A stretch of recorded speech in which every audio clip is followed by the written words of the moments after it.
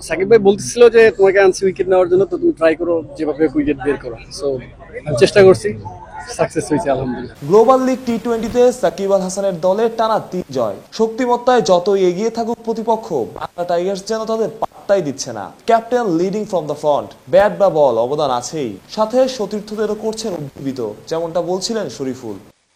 ৩ ওভারে ১১ রান দিয়ে নিয়েছেন ৩ উইকেট। আদৌতে বল হাতেই গড়ে দিয়েছেন জয়ের ভিত। কানাডায় এখন পর্যন্ত শরীফুল ফ্যান্টাস্টিক, ৪ ম্যাচে ৬ উইকেট, আর ইকোনমি ৪.৩৭। টপ 5-এ শরীফুল ছাড়া বাকি যারা আছেন সবার ইকোনমি ৬-এর বেশি। আজকে উইকেটটা একটু বোলিংদের দিকেই ফেভার ছিল বেশি, কারণ দেখছিলেন একটু বল উঠছিল নামছিল। সো আমি আজকে বলবো যে আজকে বোলিং উইকেট পেয়েছি আলহামদুলিল্লাহ।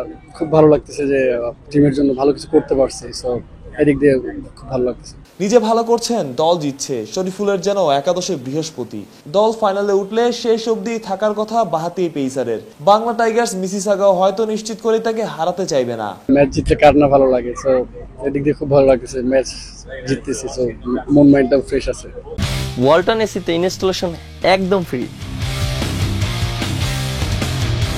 সাকিব ৪ ওভারে দিয়েছেন ২১ রান, নিয়েছেন ২ উইকেট। দলটার পরের ম্যাচ ৩ আগস্ট রাত ৯টায়। মাহফুজ প্রত্যয়, অলরাউন্ডার।